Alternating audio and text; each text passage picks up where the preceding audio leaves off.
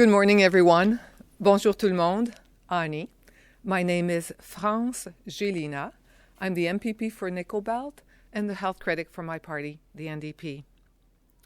I can't imagine anything scarier than rushing to an emergency room just to find it with the door locks, or watching a loved one with a 5-10% chance of survival in an ICU needing to be moved to another hospital because there's no nurses to care for that ICU patient.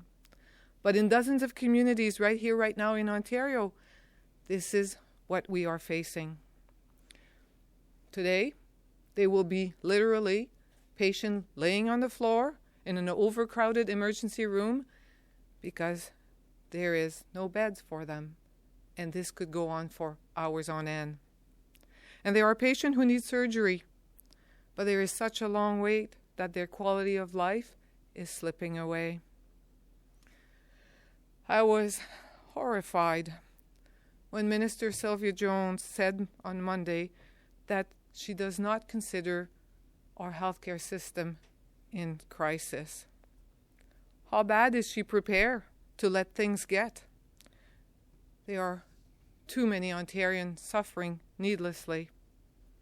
And we all know that in healthcare, it often ends tragically with preventable deaths. We can and we must turn things around. The Ontario NDP, my colleagues and I, have worked together with experts like registered nurse Cathryn Hoy and the Ontario Nurses Association on strong recruitment and retention idea. We are asking the legislature right here, right now, to vote in support of a plan that will give raises and respect and incentive to current and future healthcare workers.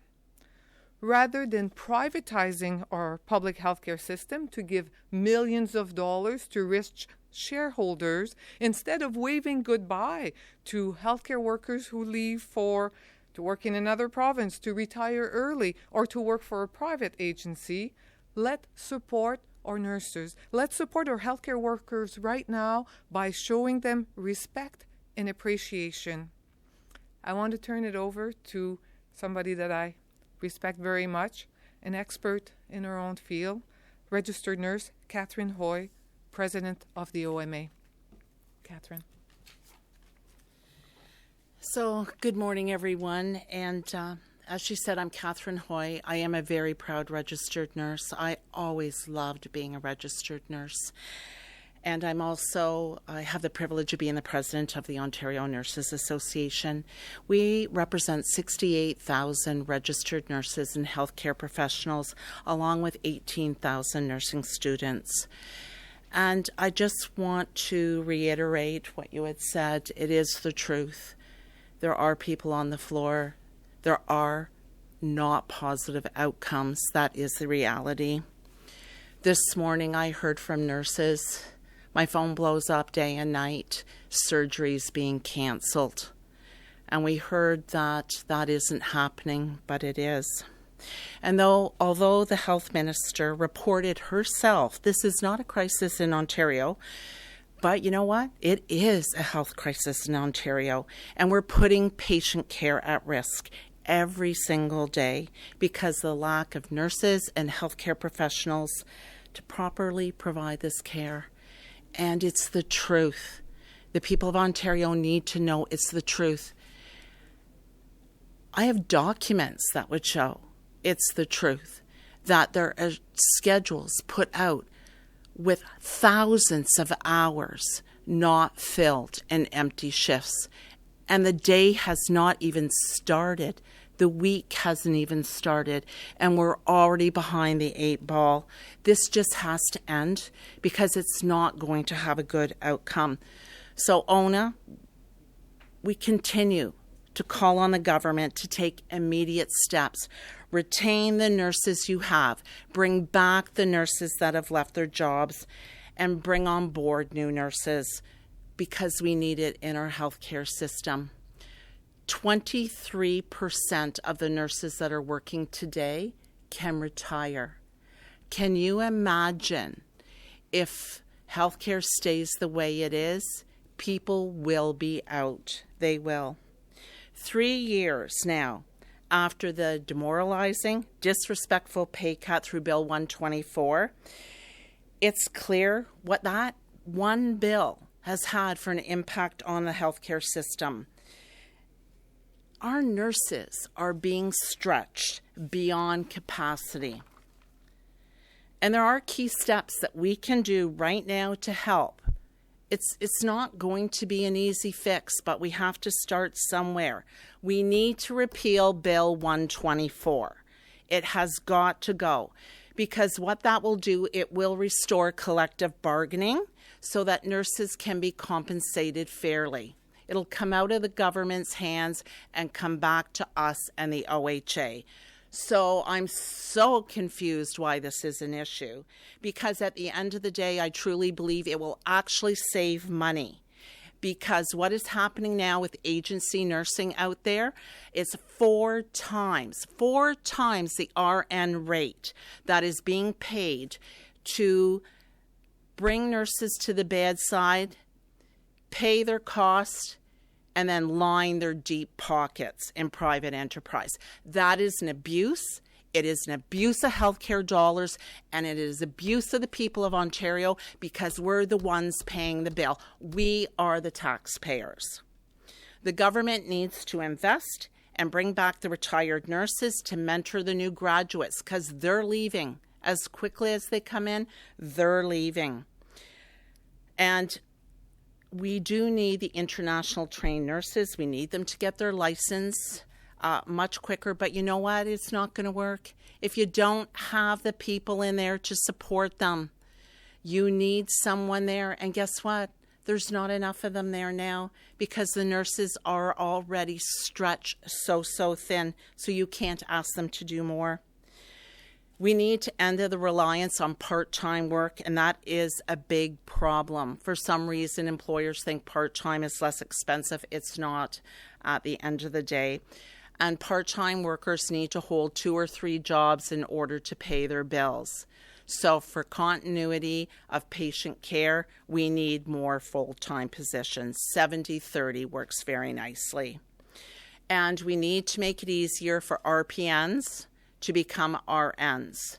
We need to have a better bridging program, because we need them now. And we also need them to have a paid program, very similar to the trades. I don't know why we're any different. The ERs and the ICUs are at capacity, and the beds are closed. Different hospitals have to change their level of care. They have to get people out. People in the community are not being served by EMS, no fault of their own, because they're backed up into the emerge rooms. And what we really need to pay attention for is the silent closures, because our communities aren't aware of it. No one speaks about it, but silent closures are 2 beds here, 3 beds here, labor and delivery rooms closed, a labor and delivery that have 2 nurses on. They don't tell you about these silent closures, but they have direct impact on your ICUs and, more importantly, your emerge departments. Nurses are asked to stay.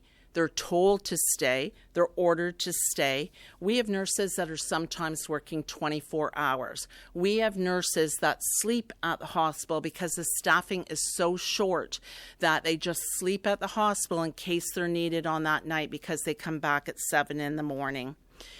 And this whole thing about the crisis being the fault of vacation, so not true. So not true.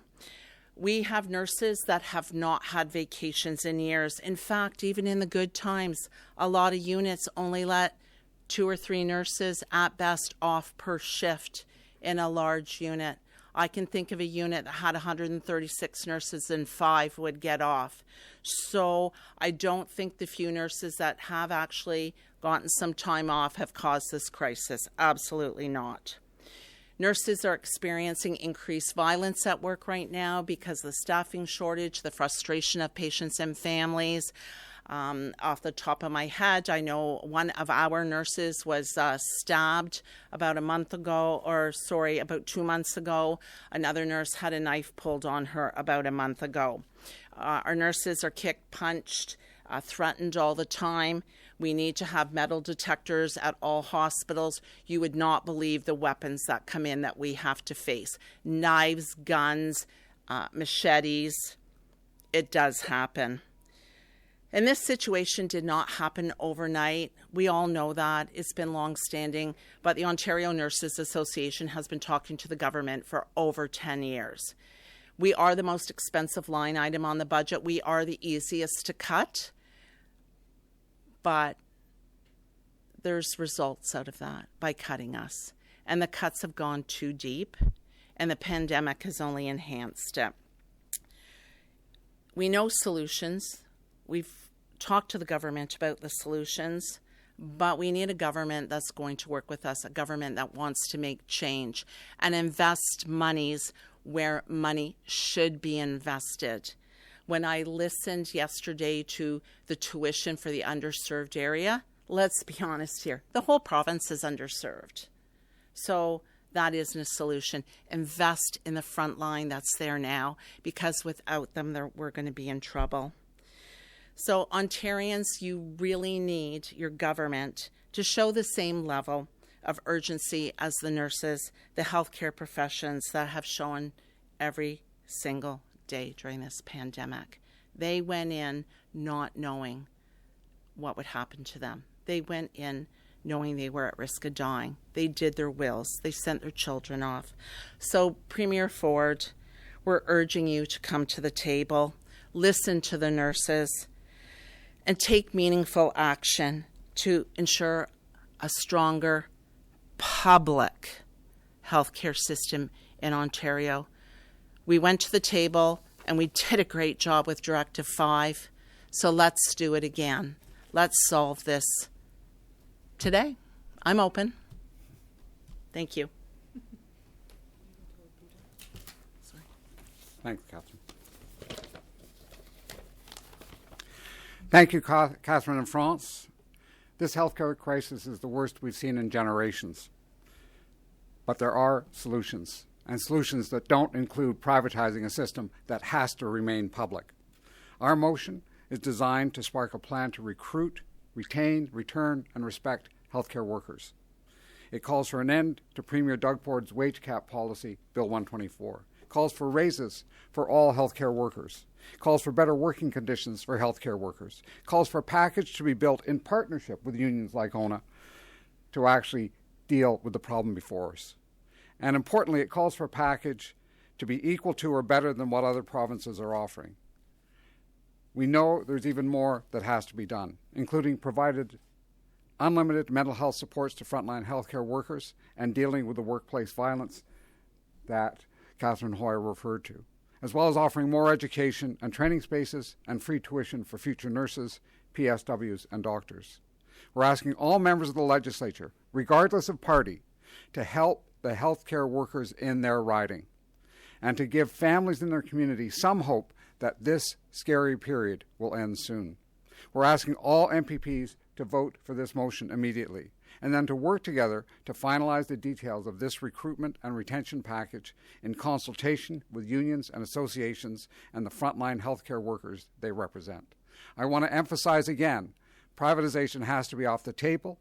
We are bringing forward practical solutions in partnership with healthcare workers that can actually address this crisis. And with that, I'm happy to answer any questions. Actually, we are happy to answer any questions you may have. Can I ask a question? Yes. Please. When asked about Bill 124, Premier Ford has often said, well, it's expiring anyway. Can you clarify when does Bill 124 come to an end and when the contract negotiations start again? So expiring is the key word there. So it is a 3-year bill. And so every union has a different expiry date. It depends when you started your moderation period. So for ONA, we expire on March the 31st, 2023. But the problem with expiry that is different is, well, first of all, the bill's unconstitutional, and we'll be in court with that in September. But repealing it means that we can go back over our last 2 collective agreements, the last 3 years.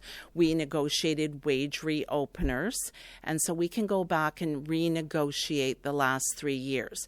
If the bill just dies off or expires, we lose that opportunity to do that, which is not right, especially given the cost of living right now. We need every avenue that we can to renegotiate. There's also other caveats in there that, we'd have to see how they play out, like no catch-up, no nothing like that. So even if the employer wanted to say to us, we want to give you back pay for 3 years, the bill would prevent that. So repealing is what has to be done. You mentioned the agency nurses. Can you elaborate a bit more on that? Is that more on the hospitals as employers using the agency nurses? Like, is that the fault of the hospitals or the government? Like, does the government have anything to do with the use of agency nurses? Well, you know what? I am not going to throw the employers under the bus for this. Absolutely not. They have to have nurses at the front line, and we don't have nurses at the front line because of the shortage. We have vacancies in hospitals anywhere from 300 to 600 nurses short. So they have to get nurses somewhere. So they are being forced to use the agency nurses that traditionally they did not do. Usually long-term care used agency nursing because they are not big on full-time employment. So it's difficult for them to staff. If they would have full-time employment, then they would solve a lot of their issues. So the employers are being forced into agency. There's more agencies opening up.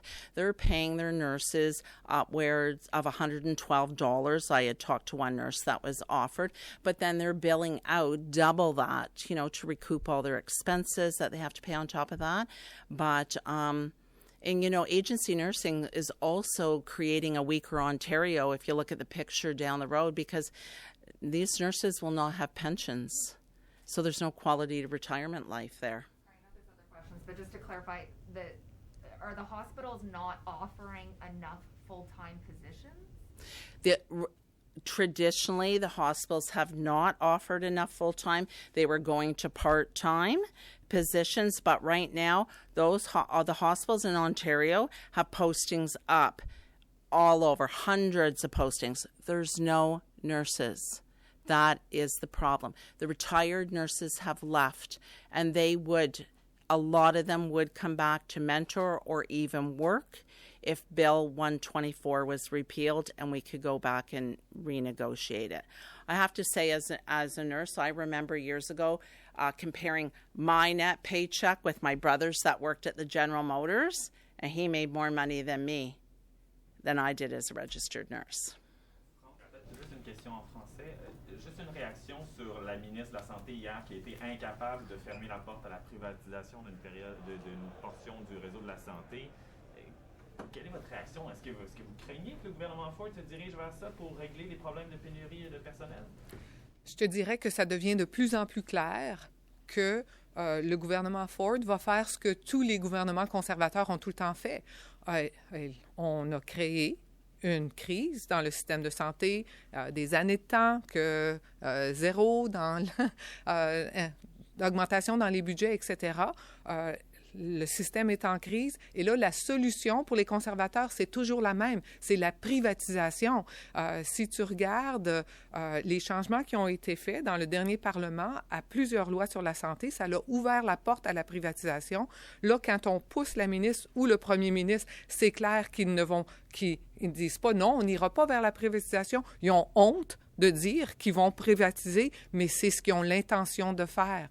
Et ça veut toujours dire la même chose. Ça veut dire que le système public aura moins de travailleurs-travailleuses parce qu'ils vont aller vers le privé. Et pour des gens comme toi et moi, ça va vouloir dire qu'il va y avoir des frais. C'est toujours la même chose. On a un système de santé qui est basé sur tes besoins, pas sur la grosseur de ton portefeuille, puis ils sont en train de tout changer ça. Les personnes riches vont aller plus vite. Mais pour tout le restant des Ontariens et Ontariennes, ça va vouloir dire des temps d'attente encore plus longs que qu'est-ce qu'on a en ce moment. Vous ne croyez pas la ministre quand elle dit que ce n'est pas de la privatisation, ça va être de l'innovation. Du tout. Ils ont honte de dire qu'ils sont en train de privatiser parce qu'ils savent que les Ontariens ne sont pas en faveur de ça. Donc, ils utilisent des mots comme l'innovation. Mais son innovation, c'est toujours la même chose. On va payer avec le système public va payer, mais ce sera de riches entrepreneurs qui vont faire des millions et des dizaines de millions et des centaines de millions en profit plutôt que d'offrir des soins. If you don't mind as well. Good answer. The question is what you make of her using the word innovation. So I call those weasel words. They are ashamed to say we will privatize healthcare because they know that Ontarians won't support this, but they have no problems doing it. If you look in the last parliament of the changes they've made in some of the health bill, they always opened the door. They took away some of the wording in different bills that would prevent them from doing this. You can go back to Hansard. I put amendments to this, none of this. They set the ground. They created the crisis by zero base budget increase to our hospital for 5 years in a row, below inflation increase the rest of the time. Now we are in a crisis, and their solutions will be privatizations, will be to make sure that rich entrepreneur builds those new community-based surgical suite and make hundreds, tens of thousands and hundreds of millions of dollars off the back of people needing care. And that will mean that a few rich people will get care faster, but the great majority of Ontarians will wait even longer because the staff will leave the public sector and go to the private sector. Cathryn, can I ask you about that as well, what the health minister has said yesterday about searching for innovation within the healthcare system, looking at all options, not really closing the door to privatization. From the patient's perspective, though, as long as it's covered by OHIP, does it matter if they get it from a hospital or from a private clinic? Who's to say it's going to be covered by OHIP? Because usually you pay premiums. So if we look at the United States and how their system works, it's like our benefits, for health, dental, things like that. There's a premium that is paid for that service. And when you're in the States and you need gauze or saline or a bag of saline, an IV put in, there's a tag on it, and you're like in the shopping store. Ding, ding, ding. And that is billed to the insurance company, and that's what privatization is. And the staff will go to private and work, and that means the public system will suffer. So people will be waiting longer for their chemo, longer for their surgeries. If you look at the differentials of what physicians make and surgeons make in the United States and Canada, it is very, very different. And there's a reason for that. It's the private system. But the public system will suffer. And as a Canadian, we've always been proud of our healthcare system. And if it's working so great in the States, why are they trying to make it more like the Canadian system? The government argues that not all of our healthcare currently is publicly delivered. It's all publicly paid, but it's not all publicly delivered, that there is already some privatization in the system already. So how does this change anything if they were to introduce a little bit more? Okay, it will change for people's wait times because they will not get into those clinics. There has to be a caveat to it. It's not that easy, but I'll let you explain because you probably know better than I. So you will remember when Mike Harris was there. He created a crisis in our home care system, and the solution was to privatize home care. Privatized home care was going to do things better, faster, cheaper. Fast forward to 2022, would you say that our home care system is good? It fails more people than it helps every single day. Same thing with long-term care. We just came out of a pandemic. Would you say that the private long-term care home served their residents well compared to the not-for-profit and the charitable homes? It is always the same. You are right that through Mike Harris, a huge part, home care, long-term care, huge part of our healthcare system got privatized. When the Liberals were there, they did not do anything to backtrack on any of this. I would say it intensified. And then you see the result. You see the result in poorer care, in barriers to access, and those will only multiply. Now, they are really looking at community-based surgical suites. Those surgical suites cost a ton of money to build, but they are a lineup of rich investors who are willing to spend the millions of dollars to put an MRI, to put a surgical suite in place. Why? Because the $1 million they will invest, they will recoup in hundreds of millions of dollars in what Cathryn was just talking about, in extra fees that they charge people to gain access to those services.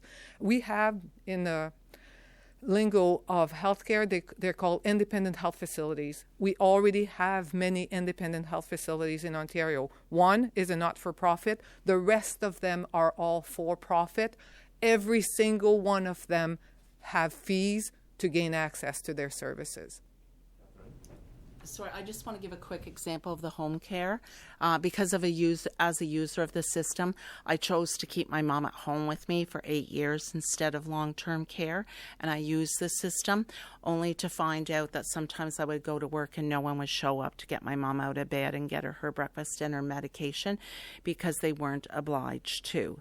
And also the other thing is the staff that came in were beyond fabulous. They become your family, but they would have 12 calls, say, to make. So the private agency was billing out 12 hours of call, but the healthcare worker was only getting paid the 8 hours. And they had to steal care from my mom and all the other 12 people in order to fit the 12 visits in. And when I would call, and I called St. Elizabeth CEO directly when I had issues with my mom, and they sign a contract, but if they can't fulfill it, that's okay. So my mom suffered on those days. And the only reason why I knew is I kept a diary and they had to sign in and tell me what she ate, yada, yada. So I knew that she had her care. But there aren't people out there that have families that are diligent because they don't always call and tell you that. And so people in communities are suffering. If my mom didn't have me, how is that fair? And that's how we want to treat our seniors. Are we losing nurses to other provinces? Yes, actually we are. Alberta, the president of the Alberta Nurses Union a few months back, I was on a Zoom with her and she said, "Thank you very much, Cathryn, for all the ICU nurses that you sent me." We were too slow out of the gate for some of the international nurses, and I think it was last summer, the summer before, Nova Scotia took, I think, around 600 of them that we could have used. So they're going to other provinces, but they're travel nursing and they're going to the States. A friend of mine's son and his wife have that were working in GTA have gone to the States now. Better opportunities, higher pay, better education, dedicated time off, things like that. And also they did try this private hospital in one of the provinces several years ago. It did not work and the government had to bail them out, which is what we're going to see happen fiscal year this year because the hospitals are doing the best they can to get staff. They're paying ridiculous agency money. It's going to be General Motors all over again, March 31st. Government, we need a bailout. We can't meet our budget line items. Cathryn, Doris Greenspan from the RNAO said that she's optimistic to get a deal with the government when it comes to negotiations for higher wages for nurses. Do you share that optimism right now? So I will be very clear. The Ontario Nurses Association is the only bargaining agent for the nurses of Ontario. The RNAO does not bargain, does not represent, does not serve our members. We do.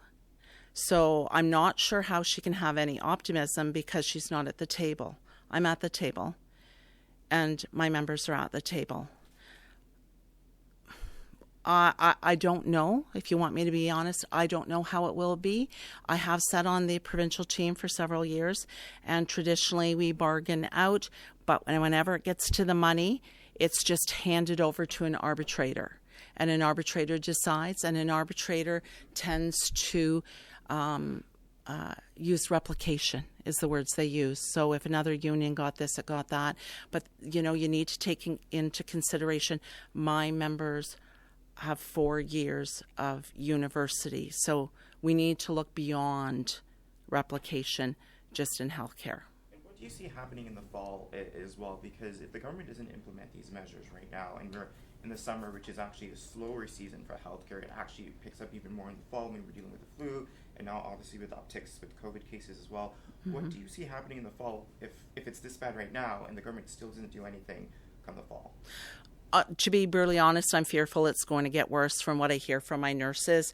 I try and be very connected with them directly, and they say they're going to leave. And we forget about, we look at the long weekends in the summer. Well, we have another long weekend coming up, but we're forgetting about all the communities that have colleges and universities. And I think this year is going to be a very challenging year because a lot of the young adults that are coming to colleges and university have finished their high school during COVID. And to be honest, it's things like, they haven't been out with their peer group. So, they haven't learned to party correctly, I'll be honest. They haven't had their first date. They haven't learned to say no to somebody if they needed to say no. Now they're off to university. They're back out with their peer group. They haven't had all those connections. They don't have their parents there to support them. So I'm really fearful for the frosh weeks that are coming up and that first month of college and university. So for those towns, I am very fearful. And then we'll have, flu season. And then we have pediatric respiratory season, which is the pediatric programs are experiencing a lot of nursing shortages too. So I'm very fearful for that. And children change on a dime. I worked it. Cathryn, if it's the crisis that you say it is in hospitals, shouldn't every last thing be on the table, including privatization, to help fix this? I don't believe in privatization. I believe that if you privatize some of healthcare, that the public system will deeply suffer and people will suffer in Ontario. Why is privatization so important to others? Why are we not working with the system that we have? Why are we not fixing it? Why are we not thinking that everybody should be equal and your paycheck should not dictate whether you have the right to live or die? It's bad everywhere, though. It's not just Ontario. The government's right about that, are they not? Oh, the government's right about that, but how about you let us help you fix that? Because we have a bunch of ideas. We're at the point that you're almost going to be at no return, but let's sit down and put our heads together and let's work at solutions. Why don't you reach out to the people that are at the front line, that are doing the jobs to look for solutions? That's where your answers are. Absolutely not. Absolutely not. Absolutely not. I had a 5-minute conversation with her. Hi, I'm the health minister. Hi, I'm Cathryn Hoy with ONA. Tried to ramble through my things, meeting over. No, that was with with RNAO, with Doris. So it's concerning to me that she would think she's met with ONA, the bargaining agent, the person that represents 68,000 nurses and healthcare workers, 18,000 students, and she didn't know that that was not the right organization to be speaking to.